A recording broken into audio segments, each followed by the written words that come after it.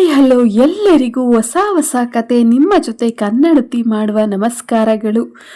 ಋಣಾನುಬಂಧ 12. ನವನೀತ್ ಮನು ಇಬ್ಬರು ಮನೆಗೆ ಬರುತ್ತಾರೆ. ಅಲ್ಲಿ ಸೋಫಾ ಮೇಲೆ ಕೂತಿದ್ದ ಸುಲೋಚನಾ, ಏನೋ ಇವಾಗ ಮನೆಗೆ ಬರ್ತಿದ್ದೀಯ, ರಾತ್ರಿ ಎಲ್ಲ ಅಷ್ಟೊಂದು ಸರಿ ಕಾಲ್ ಮಾಡಿದ್ರು ಎತ್ತಲಿಲ್ಲ, ಅಪ್ಪ ಅಮ್ಮ ಮನೇಲಿದ್ದಾರೆ ಅನ್ನೋ ಪ್ರಜ್ಞೆ ಆದರೂ ಇದೆಯಾ ನಿನಗೆ? ನೀನು ಫೋನ್ ಮಾಡಿದ್ರು ಪರವಾಗಿಲ್ಲ, ನಾವು ಮಾಡಿದ್ದಕ್ಕಾದರೂ ಮಾತಾಡಬೇಕು ಅನ್ನಿಸ್ಲಿಲ್ವಾ? ನಿನಗೆ ಜವಾಬ್ದಾರಿ ಇಲ್ಲ, ಆ ಜವಾಬ್ದಾರಿ ಬರಬೇಕು ಅಂದರೆ ಬೇಗ ಮದುವೆ ಮಾಡಬೇಕಲ್ವಾ? ನಾರಾಯಣಗೌಡ್ರು, ಏನೇ ಸುಲೋಚನಾ ನಿಂದು ಬೆಳಬೆಳಗ್ಗೆನೆ ಯಾರ ಜೊತೆ ಈಗ ಮಾತಾಡ್ತಿದ್ದೀಯಾ? ಸುಲೋಚನಾ, ಇನ್ಯಾರ ಜೊತೆ ಮಾತಾಡಲಿ, ನಮ್ಮ ಕುಲಪುತ್ರನ ಜೊತೆ. ರಾತ್ರಿ ಮನೆಗೆ ಬರದೆ ಕಾಲ್ ಕೂಡ ಪಿಕ್ ಮಾಡಿದೆ, ಕ್ಲೈಂಟ್ ಮೀಟಿಂಗ್ ಅಂತ ಹೋಗಿದ್ನಲ್ಲ, ಅವನನ್ನೇ ವಿಚಾರಿಸ್ತಿದ್ದೀನಿ, ಬನ್ನಿ. ನಾರಾಯಣಗೌಡ್ರು, ನವನೀತ್ ಮನೆಗೆ ಬಂದ? ಸುಲೋಚನಾ, ಹ್ಞೂ ಬಂದ. ನಾರಾಯಣಗೌಡ್ರು ಬಂದು, ನವನೀತ್ ತಿಂಡಿ ಆಯಿತಾ? ಹ್ಞೂ ಆಯಿತು ಅಪ್ಪ, ನಿಮ್ದಾಯ್ತಾ? ಸುಲೋಚನಾ, ನೀವು ಈ ಥರ ಮುದ್ದು ಮಾಡ್ತಾ ಇರೋದಕ್ಕೆ ಇವನು ಇಷ್ಟೊಂದು ಹೆಚ್ಕೊಂಡಿರೋದು. ಸ್ವಲ್ಪ ಬೈದು ಬುದ್ಧಿ ಹೇಳೋಣ ಅನ್ನೋದು ಬಿಟ್ಟು ಇನ್ನೂ ಸ್ವಲ್ಪ ಜಾಸ್ತಿನೇ ಮೃದುವಾಗಿ ಮಾತಾಡಿ, ಇದನ್ನೇ ರೂಢಿಸ್ಕೊಳ್ಳಿ ಮಗ. ನಾರಾಯಣಗೌಡ್ರು, ಸುಮ್ಮನಿರು ಸುಲೋಚನಾ, ಅವನು ಸುಸ್ತಾಗಿರ್ತಾನೆ. ನವನೀತ್, ಶಾಲಿನಿಗೆ ಕಾಲ್ ಮಾಡಿದ್ದ ನವನೀತ್? ಇಲ್ಲ ಅಪ್ಪ, ಅವ್ರ ನಂಬರ್ ಕಳಿಸಿ ಮಾಡ್ತೀನಿ. ನಾರಾಯಣಗೌಡ್ರು, ಓಕೆ ಕಳಿಸ್ತೀನಿ, ಇವಾಗ ಹೋಗಿ ರೆಸ್ಟ್ ಮಾಡು. ಮನು, ಸರಿ ಆಂಟಿ ಅಂಕಲ್, ನಾನು ಇನ್ನೂ ಹೊರಡ್ತೇನೆ. ನವನೀತ್, ಏನಾದರೂ ಇದ್ದರೆ ಕಾಲ್ ಮಾಡು, ಓಕೆನಾ? ಸುಲೋಚನಾ, ನಾರಾಯಣಗೌಡ್ರು, ಊಟ ಮಾಡಿಕೊಂಡು ಹೋಗುವಂತೆ ಇರಪ್ಪ. ಮನು, ಇಲ್ಲ ಆಂಟಿ ಅಂಕಲ್, ನನಗೆ ಸ್ವಲ್ಪ ಕೆಲಸ ಇದೆ, ಇನ್ನೊಂದು ದಿವಸ ಬರ್ತೀನಿ, ಇವಾಗ ಹೊರಡ್ತೀನಿ. ನವನೀತ್ಗೆ, ಹುಷಾರ್ ಮಗ, ಬಾಯ್. ನವನೀತ್, ಓಕೆ ಬಾಯ್ ಎಂದು ಹಿಂದೆ ಇದ್ದ ಕೈಯನ್ನು ಮುಂದೆ ಮಾಡ್ತಾನೆ. ಸುಲೋಚನಾ ಅವನ ಕೈಗೆ ಹಾಕಿದ್ದ ಬ್ಯಾಂಡೇಜ್ನ ನೋಡಿ, ಏನಾಯಿತು, ಯಾಕೆ ಇಷ್ಟು ದೊಡ್ಡ ಬ್ಯಾಂಡೇಜ್, ಏನೋ ಮಾಡಿಕೊಂಡೆ ಹೇಳೋ. ನವನೀತ್, ಏನೂ ಆಗಿಲ್ಲ, ಒಂದು ಸಣ್ಣ ಗಾಯ ಅಷ್ಟೇ, ಅಷ್ಟಕ್ಕೆ ಇಷ್ಟೊಂದು ಗಾಬರಿ ಮಾಡ್ಕೋಬೇಡ. ಸುಲೋಚನಾ, ಆ ಸಣ್ಣ ಗಾಯಕ್ಕೆ ಇಷ್ಟೊಂದು ದೊಡ್ಡ ಬ್ಯಾಂಡೇಜ್ ಹಾಕ್ತಾರಾ? ಎಲ್ಲಿ, ಏನು ಮಾಡಿಕೊಂಡೆ ಹೇಳು. ನೋಡಿರಿ ಯಾವ ರೀತಿ ಮಾಡ್ಕೊಂಡು ಬಂದು ನಿಂತವನೇ, ಮನೆ ಏನಾಗಿದೆ ಅಂತ ಕೂಡ ಹೇಳ್ತಾ ಇಲ್ಲ, ಈ ಅಮ್ಮನ ಪ್ರೀತಿನ ಚೆಕ್ ಮಾಡ್ತಾವನೆ ಅನಿಸುತ್ತೆ ಅಂತ ಅಳ್ತಾ ಇರ್ತಾರೆ. ನಾರಾಯಣಗೌಡ್ರು, ನೀನು ಅಳೋದಕ್ಕೆ ಅವನು ನಿನ್ನಿಂದ ವಿಷಯನ ಮುಚ್ಚಿಡುದು. ನೀನು ಧೈರ್ಯದಿಂದ ಇದ್ದಿದ್ರೆ ಆ ಎಲ್ಲವನ್ನು ಹೇಳ್ಕೊತಿದ್ದ. ಸಣ್ಣ ಪುಟ್ಟ ವಿಷಯಕ್ಕೆಲ್ಲ ಟೆನ್ಷನ್ ಮಾಡ್ಕೋತೀಯ. ಸುಲೋಚನಾ, ಈ ವಿಷಯ ನಿಮಗೆ ಮೊದಲೇ ಗೊತ್ತಿತ್ತಾ? ನೀವಿಬ್ಬರು ಸೇರಿ ನನಗೆ ಹೇಳಿಲ್ವಾ? ಅಪ್ಪ ಮಗ ಇಬ್ಬರು ಒಂದೇ, ನನ್ನ ಗೋಳಾಡಿಸಿ ನವನೀತ್ ಸುಲೋಚನಾಳನ್ನು ತನ್ನ ಎಡಗೈಯಿಂದ ತಬ್ಬಿಕೊಂಡು, ಏನೂ ಆಗಿಲ್ಲ ಅಮ್ಮ, ನೀನು ಅಳೋದನ್ನು ನಿಲ್ಲಿಸು. ಇದಕ್ಕೆ ನಾನು ರಾತ್ರಿ ಮನೆಗೆ ಬರಲಿಲ್ಲ, ನೀನು ಗಾಬರಿ ಆಗ್ತೀಯಾ ಅಂತ ಇವಾಗಲೂ ಕೂಡ ಹಾಗೆ ರಿಯಾಕ್ಟ್ ಮಾಡ್ತಿದ್ದೀಯಾ? ನಿನಗೆ ಸರಿ ಅನ್ನಿಸ್ತಿದೆಯಾ ಹೇಳು. ಸುಲೋಚನಾ, ಇವಾಗಲಾದರೂ ಏನಾಯಿತು ಅಂತ ಹೇಳೋ ಮಗನೇ. ನವನೀತ್, ಅಮ್ಮ ನೆನ್ನೆ ಕಾರ್ ಡೋರ್ ಹಾಕಿ ಮತ್ತೆ ತೆಗಿಬೇಕಾದ್ರೆ ಕಾರ್ನ ಮಿರರ್ಗೆ ಕೈ ಹೊಡ್ಕೋತು, ಆವಾಗ ಸ್ವಲ್ಪ ಏಟಾಯಿತು. ನಿನಗೆ ಗೊತ್ತಾಗಿದ್ದರೆ ಅಲ್ಲೇ ಎಂಗೇಜ್ಮೆಂಟ್ ಮನೇಲೇ ಹತ್ಬಿಡ್ತೀಯಾ? ಇನ್ನು ಬಂದವ್ರ ಮುಂದೆ ಇದೇ ಹೈಲೈಟ್ ವಿಷಯ ಆಗುತ್ತೆ ಅಂತ ಹೇಳಿಲ್ಲ. ನೀನು ಆರಾಮಾಗಿರು ಅಮ್ಮ, ಏನೂ ಆಗಿಲ್ಲ, ಒಂದೆರಡು ದಿನದಲ್ಲಿ ವಾಸಿಯಾಗುತ್ತೆ. ಸುಲೋಚನಾ, ಸರಿ ಬ್ಯಾಂಡೇಜ್ ತೆಗಿ, ಯಾವ ರೀತಿ ಆಗಿದೆ ಅಂತ ನೋಡ್ತೀನಿ. ನವನೀತ್, ಬೇಡಮ್ಮ, ಜಾಸ್ತಿ ಏನೂ ಆಗಿಲ್ಲ. ಸುಲೋಚನಾ, ಇಲ್ಲ, ಇವಾಗ ತೆಗಿತೀಯಾ ಇಲ್ವಾ ಹೇಳು. ನಾರಾಯಣಗೌಡ್ರು, ಸುಮ್ಮನಿರು ಸುಲೋಚನಾ, ಅವನು ಹೇಳ್ತಿದ್ದೇನೆ ಅಲ್ವಾ ಒಂದು ಸ್ವಲ್ಪ ಆಗಿದೆ ಅಂತ. ಸುಲೋಚನಾ, ನೀವು ಮಾತಾಡಬೇಡಿ, ನಿಮಗೆ ಗೊತ್ತಿದ್ರೂ ಹೇಳಿಲ್ಲ, ನೀವು ಸುಮ್ಮನಿರಿ, ನೀನು ತೋರಿಸು. ನಾರಾಯಣಗೌಡ್ರು, ನವನೀತ್ ಬ್ಯಾಂಡೇಜ್ ಓಪನ್ ಮಾಡಿ ತೋರಿಸು, ಇಲ್ಲ ಅಂದರೆ ನಿಮ್ಮಮ್ಮ ಸುಮ್ಮನೆ ಇರೋದೇ ಇಲ್ಲ. ನವನೀತ್ ಕೂಡ ಬ್ಯಾಂಡೇಜ್ ಓಪನ್ ಮಾಡ್ತಾನೆ. ಅದು ಸ್ವಲ್ಪ ದೊಡ್ಡದಾಗಿ ಗಾಯ ಇರುತ್ತದೆ. ಅದನ್ನು ನೋಡಿದ ಸುಲೋಚನಾ, ನೋಡಿ ಇವಾಗಲೇ ಹಾಸ್ಪಿಟ್ಲಿಗೆ ಹೋಗೋಣ ಇಲ್ಲ ಅಂತಂದರೆ ಇಲ್ಲಿಗೆ ಡಾಕ್ಟರ್ನ ಕರೆಸಿ. ನವನೀತ್, ಇಲ್ಲಿ ಅಮ್ಮ ನಾನು ತೋರಿಸ್ಕೊಂಡು ಬಂದಿದ್ದೇನೆ, ಟ್ಯಾಬ್ಲೆಟ್ ಎಲ್ಲ ಕೊಟ್ಟವ್ರೆ, ಇವಾಗ ಇಂಜೆಕ್ಷನ್ ಕೊಟ್ಟವ್ರೆ, ಸಂಜೆಗೆ ಟ್ಯಾಬ್ಲೆಟ್ ತೊಗೋಬೇಕು. ಅಮ್ಮ, ನೀವು ಈ ರೀತಿ ರಿಯಾಕ್ಟ್ ಮಾಡ್ತೀರಾ ಅಂತಲೇ ನಾನು ಹೇಳಿಲ್ಲ. ನಾರಾಯಣಗೌಡ್ರು, ಫೋನ್ ರಿಂಗ್ ಆಗ್ತಾ ಇರುತ್ತೆ, ಅದನ್ನು ಕೈಗೆತ್ತಿಕೊಂಡು ಸುಲೋಚನಾ, ಸುಮ್ಮನಿರು, ಬೀಗರು ಕಾಲ್ ಮಾಡವ್ರೆ. ಹಲೋ, ಹೇಳಿ ಬೀಗ್ರೆ.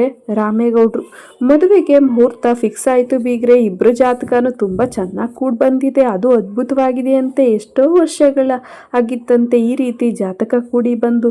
ಮುಂದಿನ ತಿಂಗಳು 5-6ನೇ ತಾರೀಕಿಗೆ ದಿನ ಗೊತ್ತು ಮಾಡಿದ್ದಾರೆ ಬೀಗರೆ. ನಾರಾಯಣಗೌಡ್ರು, ಹೌದಾ, ಎಂಥ ಒಳ್ಳೆ ಸುದ್ದಿ ಹೇಳಿದ್ರಿ. ಹಾಗಿದ್ರೆ ನಾಳೆಯಿಂದನೇ ಮದುವೆ ತಯಾರಿನ ಶುರು ಮಾಡಿಕೊಳ್ಳೋಣ, ಆದಷ್ಟು ಬೇಗ ನಿಮ್ಮನೆ ಮಗಳು ನಮ್ಮ ಮನೆಯ ಮಗಳಾಗಲಿ. ನಾನು ಸುಲೋಚನಾ ಅವ್ರ ಜೊತೆ ಮಾತಾಡಿ ಶಾಲಿನಿಗೆ ಬಟ್ಟೆ ಒಡವೆ ಯಾವತ್ತು ತೊಗೊಳ್ಳೋದು ಅಂತ ಕೇಳಿ ಹೇಳ್ತೀನಿ, ಆವತ್ತು ಶಾಲಿನಿನ ಕರ್ಕೊಂಡು ಸಿಟಿಗೆ ಬಂದುಬಿಡಿ. ರಾಮೇಗೌಡ್ರು, ಆಯಿತು, ನಾವು ಕೂಡ ಅವತ್ತೇ ಎಲ್ಲವನ್ನು ತಗೊಳ್ಳೋಣ ಅಂದ್ಕೊಂಡಿದ್ದೀವಿ. ನಾರಾಯಣಗೌಡ್ರು, ಹಾಗೆ ಮಾಡಿ ಬೀಗ್ರೆ, ಒಟ್ಟಿಗೆ 2 ಕೆಲಸನೂ ಆಗುತ್ತೆ. ರಾಮೇಗೌಡರು ಸರಿ ಬೀಗ್ರೆ ನಾನು ಫೋನ್ ಇಡ್ತೀನಿ. ನಾರಾಯಣಗೌಡರು ಆಯಿತು ಎಂದು ಸುಲೋಚನಾ ನಿನಗೆ ತುಂಬ ಒಳ್ಳೆಯ ವಿಷಯ. ಮುಂದಿನ ತಿಂಗಳೇ ನಮ್ಮ ಮಗನ ಮದುವೆ. ಹಾಗೆ ಇವರಿಬ್ಬರ ಜಾತಕ ತುಂಬ ಅದ್ಭುತವಾಗಿದೆಯಂತೆ. ಅದಕ್ಕೆ ಅವರಿಗೆ ನಾಳೆಯಿಂದಾನೇ ತಯಾರಿ ಮಾಡಲು ಹೇಳಿದ್ದೇನೆ. ಸುಲೋಚನಾ ಒಳ್ಳೆಯದೇ ಆಯಿತು. ಆದರೆ ಇವನ ಕೈ ನಾರಾಯಣಗೌಡರು ಅಷ್ಟೊತ್ತಿಗೆ ವಾಸಿಯಾಗಿರುತ್ತೆ ಬಿಡು. ಸುಲೋಚನಾ ಶಾಲಿನಿ ಕಾಲೇಜಿಗೆ ಹೋಗಿ ಅವಳ ಫ್ರೆಂಡ್ಸಿಗೆಲ್ಲ ಎಂಗೇಜ್ಮೆಂಟ್ ಫೋಟೋ ತೋರಿಸಿ ನವನೀತ್ ಗಿಫ್ಟ್ ಸರ್ಪ್ರೈಸ್ ಬಗ್ಗೆ ತುಂಬ ಖುಷಿಯಿಂದ ಹೇಳುತ್ತಾಳೆ. ಫ್ರೆಂಡ್ಸ್ ಕೂಡ ಹೌದಾ, ನೀನಂತೂ ತುಂಬ ಲಕ್ಕಿ ಬಿಡಮ್ಮ, ದೇವರು ಇರೋ ಲಕ್ಕನ್ನೆಲ್ಲ ನಿನಗೆ ಕೊಟ್ಟವನೇ, ಹ್ಯಾಪಿಯಾಗಿರು.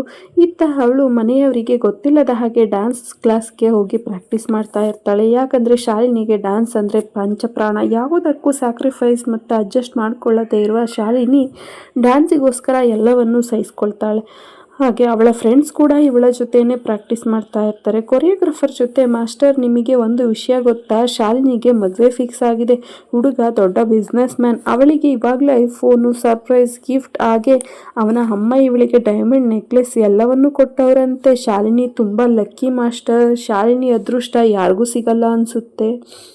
ಅವಳಂತೂ ತುಂಬ ಅದೃಷ್ಟ ಮಾಡವಳೆ ಮಾಸ್ಟರ್. ಹೌದಾ ಶಾಲಿನಿ, ನೀನು ನೋಡಿದ್ರೆ ಇಂಟರ್ನ್ಯಾಷನಲ್ ಡ್ಯಾನ್ಸರ್ ಆಗಬೇಕು ಅಂದ್ಕೊಂಡಿದ್ದೀಯಾ? ಇವಾಗ ಮದುವೆ ಆದರೆ ನಿನ್ನ ಆಸೆ, ಕನಸು, ಗುರಿ ಎಲ್ಲವನ್ನು ಮಣ್ಣು ಪಾಲಾಗಲ್ವಾ? ಮದುವೆ ಆದಮೇಲೆ ಅವರು ಇದಕ್ಕೆಲ್ಲ ಒಪ್ಕೊಳ್ತಾರಾ? ಇಂಟರ್ನ್ಯಾಷನಲ್ ಡ್ಯಾನ್ಸರ್ ಆಗಬೇಕಾದ್ರೆ ಕೆಲವೊಂದಷ್ಟು ಬಟ್ಟೆಗಳನ್ನ ಕೆಲವೊಂದು ರೀತಿ ಹಾಕಬೇಕಾಗುತ್ತೆ. ಆಗ ಮದುವೆ ಆದವರು ಒಪ್ಕೊಳ್ಳಲ್ಲ. ಯೋಚನೆ ಮಾಡಿದ್ದೀಯಾ ಶಾಲಿನಿ ಇದನ್ನೆಲ್ಲವನ್ನು ನೀನು ಅಂತ ಮಾಸ್ಟರ್ ಕೇಳ್ತಾರೆ. ಶಾಲಿನಿ ಹೌದು ಮಾಸ್ಟರ್, ಹಾಗೆಲ್ಲ ಏನಿಲ್ಲ, ನಮ್ಮ ಫ್ಯಾಮಿಲಿಯಲ್ಲಿ ಒಪ್ಕೊಳ್ತಾರೆ, ನೋಡಬೇಕು, ಕೇಳಿ ಹೇಳ್ತೀನಿ ಅಂತ ಹೇಳ್ತಾಳೆ. ಆಗ ಮಾಸ್ಟರ್ ಇನ್ನೊಂದು ಸಾರಿ ಯೋಚನೆ ಮಾಡಿ ನೋಡು ಶಾಲಿನಿ, ಕೊನೆಗೆ ನಿನ್ನ ಆಸೆ ಕನಸುಗಳನ್ನ ನೀನೇ ಮುಳುವಾಗಬೇಡ. ಮದುವೆ ಅನ್ನೋದು ಯಾವಾಗಲೂ ಆಗ್ತಾರೆ. ಇವಾಗಿನ ಕಾಲದಲ್ಲಿ ಹುಡುಗಿರಿಗೆ ಎಂತೆಂಥ ಅವಕಾಶಗಳು ಇರ್ತವೆ, ಅಂಥದ್ರಲ್ಲಿ ನೀನು ಮದುವೆಗೋಸ್ಕರ ಇಂಥ ಅವಕಾಶಗಳನ್ನ ಕಳ್ಕೊಳ್ತಾ ಇದೆಯಾ. ಈಗಾಗಲೇ ಸ್ಟೇಟ್ ಲೆವೆಲ್ ಮತ್ತು ನ್ಯಾಷನಲ್ ಲೆವೆಲಲ್ಲಿ ಆಡ್ತಾ ಇದೆಯಾ, ಡ್ಯಾನ್ಸ್ ಪ್ರಾಕ್ಟೀಸ್ ಎಲ್ಲ ಮಾಡಿದ್ಯಾ, ಮತ್ತು ನಿನಗೆ ಕಪ್ಗಳು ಕೂಡ ಬಂದಿದ್ದಾವೆ. ಇಂಟರ್ನ್ಯಾಷನಲ್ ಲೆವೆಲಲ್ಲೂ ಕೂಡ ನಿನಗೆ ಬರುತ್ತೆ. ನೋಡು, ಯೋಚನೆ ಮಾಡು, ಮದುವೆ ಆಗೋಕ್ಕೂ ಮುಂಚೆನೇ ಇದನ್ನೆಲ್ಲ ನಿನಗೆ ಮದುವೆ ಅಷ್ಟೊಂದು ಇಷ್ಟ ಇರಲಿಲ್ವಲ್ಲ, ಯಾಕೆ ಇಷ್ಟು ಸಡನ್ನಾಗಿ ಒಪ್ಕೊಂಡೆ? ಶಾಲಿನಿ ಹಾಗೆಲ್ಲ ಏನಿಲ್ಲ ಮಾಸ್ಟರ್, ಮನೆಯವರು ಹೇಳಿದ್ರಲ್ವ, ಮನೆಯವ್ರ ಮಾತನ್ನು ತೆಗೆದಾಕೋಕ್ಕಾಗಲಿಲ್ಲ. ಹಾಗೆ ನಮ್ಮ ಅಪ್ಪ ಅಮ್ಮ ಕೂಡ ನೀನು ಒಳ್ಳೆಯದಕ್ಕೆ ಮಗಳೇ ಯೋಚನೆ ಮಾಡು ಅಂತ ತುಂಬ ಎಮೋಷ್ನಲ್ಲಾಗಿ ಹೇಳಿದ್ರಲ್ವ ಮಾಸ್ಟರ್, ಅದಕ್ಕೆ ಒಪ್ಕೊಂಡೆ ಅಂತ ಹೇಳ್ತಾಳೆ. ಮಾಸ್ಟರ್ ಎಮೋಷ್ನಲ್ಲು ಗುರಿನ ಹಾಳು ಮಾಡಬಾರ್ದಲ್ವ ಶಾಲಿನಿ, ಎಮೋಷ್ನಲ್ಲಾಗೇ ಇರಬೇಕು. ಅದನ್ನು ಬಿಟ್ಟು ನಿನ್ನ ಆಸೆ ಕನಸಿಗೆ ಅದು ಮುಳುವಾಗಬಾರ್ದಲ್ವ. ಇನ್ನೊಂದು ಸಾರಿ ಯೋಚನೆ ಮಾಡು. ಹಾಗೆ ಮುಂದಿನ ತಿಂಗಳೇ ಇಂಟರ್ನ್ಯಾಷನಲ್ ಡ್ಯಾನ್ಸ್ ಪ್ರಾಕ್ಟೀಸ್ ಇದೆ, ಹಾಗೆ ಟ್ರಯಲ್ ಇದೆ, ಅವತ್ತೇ ಟ್ರಯಲ್ ಕೂಡ ಇದೆ. ಆವಾಗ ಮಾಸ್ಟರ್ಸ್ ಎಲ್ಲ ಬಂದಿರ್ತಾರೆ, ಕೊರಿಯೋಗ್ರಾಫರ್ಸು. ನೀನು ಡ್ಯಾನ್ಸ್ನ ಚೆನ್ನಾಗಿ ಪ್ರಾಕ್ಟೀಸ್ ಮಾಡಬೇಕು. ಈ ಕಡೆ ನೀನು ಮದುವೆ ಕಡೆ ಗಮನ ಕೊಟ್ಟರೆ ಆ ಡ್ಯಾನ್ಸ್ನ ಯಾವಾಗ ಪ್ರಾಕ್ಟೀಸ್ ಮಾಡ್ತೀಯಾ? ಶಾಲಿನಿ ಇವಾಗಲೇ ಏನು ಮದುವೆ ಆಗ್ತಾ ಇಲ್ಲ ಮಾಸ್ಟರ್, ನಾನು ಡ್ಯಾನ್ಸ್ನ ಚೆನ್ನಾಗೇ ಪ್ರಾಕ್ಟೀಸ್ ಮಾಡ್ತೀನಿ ಅಂತ ಹೇಳಿ ಮನೆಗೆ ಹೊರಡ್ತಾಳೆ. ಮನೆಗೆ ಹೊರಡ್ಬೇಕಾದ್ರೆ ಹಾಗೆ ಬಸ್ಸಲ್ಲಿ ಶ್ರುತಿ ಕೂಡ ಸಿಗ್ತಾಳೆ. ಅಕ್ಕ ಹೇಗಿದ್ದೆ ಇವತ್ತಿನ ದಿನ? ಫೋನ್ ಕೂಡ ತೊಗೊಂಡೋಗಿದ್ದೆ, ಏನಂದರೆ ನಿನ್ನ ಫ್ರೆಂಡ್ಸ್ ಎಲ್ಲ ಹೇಳ್ದ, ನಿನ್ನ ಫ್ರೆಂಡ್ಸಿಗೆಲ್ಲ ಮದುವೆ ಕರಿತೀಯಾ ಅಂತ ನಾನ್ ಸ್ಟಾಪ್ ಶ್ರುತಿ ಮಾತಾಡ್ತಾ ಇರ್ತಾಳೆ. ಶಾಲಿನಿ ನಿಲ್ಸೆ, ತಲೆ ನೋಯಿಸ್ಬೇಡ, ಎಷ್ಟೊಂದು ಮಾತಾಡ್ತೀಯ ನೀನು, ಇಷ್ಟೊಂದು ಮಾತಾಡ್ತೀಯ ಅಂತಲೇ ಅಂದ್ಕೊಂಡಿರಲಿಲ್ಲ, ತುಂಬ ಮಾತಾಡ್ತಾ ಇದೀಯ ಇತ್ತೀಚೆಗೆ ಕಣೆ ನೀನು. ನನ್ನ ಫ್ರೆಂಡ್ಸ್ ಏನಂತಾರೆ, ನಾನು ಅದೃಷ್ಟ ಅಂತೆ, ನಾನು ಯಾವಾಗಲೂ ಲಕ್ ಅಂತೆ, ಗೊತ್ತಾ? ನನ್ನ ಅದೃಷ್ಟ ಯಾರಿಗೂ ಕೂಡ ಸಿಗಲ್ವಂತೆ, ನಾನು ಅಷ್ಟೊಂದು ಅದೃಷ್ಟವಂತಂತೆ. ಶ್ರುತಿ ಹೌದಕ್ಕ, ನೀನು ತುಂಬ ಅದೃಷ್ಟವಂತೆ, ನಿನ್ನಷ್ಟು ಅದೃಷ್ಟ ಯಾರಿಗೂ ಇಲ್ಲ ಅಕ್ಕ, ನೀನಂದರೆ ನನಗೂ ಇಷ್ಟ ಅಲ್ವಾ ಅಕ್ಕ? ಶ್ರುತಿ ಶಾಲಿನಿ ಹೌದಮ್ಮ, ನಾನಂದರೆ ಇವಾಗ ನಿನಗೂ ಇಷ್ಟ, ಎಲ್ರಿಗೂ ಇಷ್ಟ ಆಗ್ತೀನಿ. ಅದೇ ಮೊದಲೆಲ್ಲ ನಾನಂತಂದರೆ ಇಷ್ಟ ಆಗ್ತಿರ್ಲಿಲ್ಲ, ಅಮ್ಮನೂ ಯಾವಾಗಲೂ ಬೈತಿದ್ರು ಒಟ ಅಂತ. ನೀನು ಅಮ್ಮನ ಜೊತೆನೇ ಸೇರಿಕೊಂಡು ಡ್ರಾಮಾ ಮಾಡ್ತಿದ್ದೆ ಎಕ್ಸ್ಟ್ರಾ, ಇವಾಗ ನಾನು ಇಷ್ಟ ಆಗೋಗ್ತೀನಲ್ವ? ಶ್ರುತಿ ಯಾವಾಗಕ್ಕ ನಾನು ಆ ರೀತಿ ಮಾಡಿದೆ, ನೀನು ತಪ್ಪಾಗೆಲ್ಲ ತಿಳ್ಕೊಬೇಡ ಅಕ್ಕ ಅಂತ ಹೇಳಿ ಇಬ್ಬರು ಒಟ್ಟಿಗೆ ಮನೆಗೆ ಹೋಗ್ತಾರೆ. ಇತ್ತ ಮನೆಗೆ ನಾರಾಯಣಗೌಡರು ನವನೀತ್ ರೂಮಿಗೆ ಬಂದು, ನವನೀತ್ ಫೋನ್ ನಂಬರ್ ಕಳಿಸಿದ್ದೀನಿ, ಶಾಲಿನಿಗೆ ಕಾಲ್ ಮಾಡಿ ಮಾತಾಡು. ನಿನ್ನೆ ರಾತ್ರಿನೇ ಮಾಡಿದ್ಲು ಅವಳು, ಹೇಗಿದ್ದಾರೆ ಅವರು, ಬಂದ್ರ ಅಂತ ಕೇಳಿದ್ಲು. ನಾನು ಬಂದಿದ್ದಾರೆ, ಮಲ್ಕೊಂಡವನೇ ಅಂತ ಹೇಳಿದೆ. ಹಾಗೆ ನಿನಗೆ ಕಾಲ್ ಮಾಡೋಕ್ಕೆ ಹೇಳ್ತೀನಿ ಅಂತ ಕೂಡ ಹೇಳಿದ್ದೆ, ಇವಾಗಲಾದರೂ ಕಾಲ್ ಮಾಡು ಅಂತ ಹೇಳ್ತಾನೆ. ಆಗ ನಾರಾಯಣಗೌಡರು ಹೇಳಿದ ತಕ್ಷಣ ನವನೀತ್ ಆಯ್ತಪ್ಪ ಆಮೇಲಿಂದ ಮಾಡ್ತೀನಿ ಅಂತ ಹೇಳಿ ಮಲ್ಕೋತಾ ಇರ್ತಾನೆ. ನಾರಾಯಣಗೌಡ್ರು. ಆಮೇಲಿಂದೆಲ್ಲ ಮಾಡೋದನ್ನ ಬಿಟ್ಟು ಇವಾಗಲೇ ಕಾಲ್ ಮಾಡವಳಿಗೆ. ಅಷ್ಟೊಂದು ಸಾರಿ ಕಾಲ್ ಮಾಡಿದ್ಮೇಲೆ ಮತ್ತೆ ಕಾಲ್ ಮಾಡಬೇಕಂತ ಗೊತ್ತಾಗಲ್ವಾ ನಿನಗೆ? ನೆನ್ನೆ ನೋಡಿದ್ರೆ ಸೀರೆ ಒಡವೆ ಎಲ್ಲ ನೀನೇ ಸೆಲೆಕ್ಟ್ ಮಾಡ್ತಾ ಇದ್ದೆ. ಇವತ್ತು ನೋಡಿದ್ರೆ ಏನಾಯಿತು ನಿನಗೆ? ಕಾಲ್ ಮಾಡಂತ ಹೇಳಿದೆ ತಾನೇ, ಮಾಡಬೇಕಲ್ವ ನವನೀತ್? ಏನಿಲ್ಲಪ್ಪ, ಸ್ವಲ್ಪ ಕೈ ನೋವಿತ್ತಲ್ಲ, ಆ ನೋವಿಂದ ಅಷ್ಟೇ ಫೋನ್ ಮಾಡಲಿಲ್ಲ. ಸರಿಯಪ್ಪ, ಇವಾಗಲೇ ಮಾಡ್ತೀನಿ ರೀ. ನಾರಾಯಣಗೌಡ್ರು, ನನ್ನ ಎದುರಿಗೆ ಫೋನ್ ಮಾಡೋ ನನ್ನ ಸೊಸೆ ಅಮ್ಮನ್ನು ಕೂಡ ನಾನು ಮಗಳು ಅಂದ್ಕೊಂಡಿದ್ದೀನಿ. ಹೇಗೆ ಮಾತಾಡ್ತೀಯ ನೋಡೋಣ. ಸರಿ ಎಂದು ನವನೀತ್ ಕಾಲ್ ಮಾಡ್ತಾನೆ. ಶಾಲಿನಿಯ ಫೋನ್ ರಿಂಗ್ ಆಗ್ತಾ ಇರುತ್ತೆ. ಆದರೆ ಶಾಲಿನಿ ಫ್ರೆಶ್ ಆಗೋಕ್ಕೆ ಹೋಗಿರ್ತಾಳೆ. ಶ್ರುತಿ ಅಲ್ಲೇ ಇರೋದ್ರಿಂದ ಹಲೋ ಹೇಳಿ ಬಾವ ಅಂತ ಹೇಳ್ತಾಳೆ. ಹೇಗಿದ್ದೀರಾ ಅಂತ ನವನೀತ್ ಕೂಡ ಕೇಳ್ತಾನೆ. ಶ್ರುತಿ, ನಾವು ಚೆನ್ನಾಗಿದ್ದೀವಿ ಬಾವ, ನೀವೇ ಹೇಗಿದ್ದೀರಾ? ಅಕ್ಕ ಇಲ್ಲೇ ಫ್ರೆಶ್ ಆಗೋಕ್ಕೆ ಹೋಗಿದ್ದಾಳೆ, ಅವಳು ಬತ್ತಲೆ, ಅವಳಿಗೆ ಕೊಡ್ತೀನಿ. ನವನೀತ್, ಪರವಾಗಿಲ್ಲ, ನೀವು ಮಾತಾಡಿ ಅಂತ ಹೇಳಿ ಶ್ರುತಿ ಜೊತೆ ಮಾತಾಡ್ತಾ ಇರ್ತಾನೆ. ಹಾಗೆ ಮಾತಾಡ್ತಾ ಇರ್ಬೇಕಾದ್ರೆ ಶ್ರುತಿ, ಬಾವ ಮನೆಯಲ್ಲಿ ಅಪ್ಪ ಅಮ್ಮ ಎಲ್ಲರೂ ಚೆನ್ನಾಗವ್ರ ಕೇಳಿದೆ ಅಂತ ಹೇಳಿ ಅವರನ್ನು.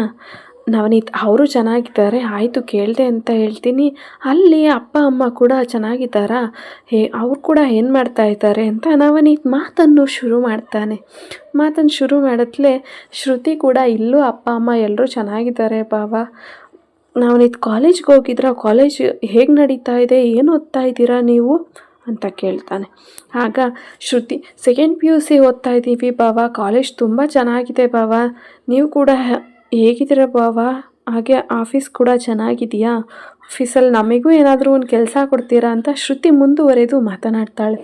ಆಗ ನವನೀತ್, ನಿಮಗೆ ಕೆಲಸ ಇಲ್ಲ ಅಂತೀವ, ನೀವೇ ಓನರ್ ಬನ್ನಿ, ನಿಮಗೆ ಯಾಕೆ ಕೆಲಸ ಅಂತ ಹೇಳ್ತಾನೆ. ಆಗ ಶ್ರುತಿ, ಏನಂದ್ರಿ ಬಾವ ನೀವು? ನಾವು ಓನರಾ? ತಪ್ಪಾಗಿ ಮಾತಾಡ್ಬಿಟ್ರಿ ಅಲ್ವಾ ಬಾವ ಅಂತ ಹೇಳಿ ಶ್ರುತಿ ಮಾತಾಡಿದಾಗ ನವನೀತ್ ಅಂತಾನೆ, ನಿಮ್ಮ ಅಕ್ಕನ ಮದುವೆ ಆದರೆ ನಿಮ್ಮ ಅಕ್ಕ ಓನರ್ ಆದರೆ ನೀವು ಕೂಡ ಓನರೇ ಅಲ್ವಾ? ಅದಕ್ಕೆ ಹಾಗೆ ಹೇಳಿದೆ, ತಪ್ಪಾಗಿ ತಿಳ್ಕೊಬೇಡಿ. ಶ್ರುತಿ, ನೀವು ಹೇಳಿದ ಮಾತು ತಪ್ಪಾಗೆಲ್ಲ ತಿಳ್ಕೊಳ್ಳಲ್ಲ ಬಿಡಿ ಬಾವ, ನೀವು ತುಂಬ ಸ್ವೀಟ್ ಅಲ್ವಾ, ಅದಕ್ಕೆ ನಾವೇನು ತಪ್ಪಾಗಿ ತಿಳ್ಕೊಳ್ಳಲ್ಲ. ನವನೀತ್, ಸರಿ ಆಯಿತು ಅಂತ ಹೇಳ್ತಾನೆ. ಶ್ರುತಿ, ಅಕ್ಕ ಬತ್ತಲೆ ಕಾಲ್ ಮಾಡಿಸ್ತೀನಿ ಬಾವ.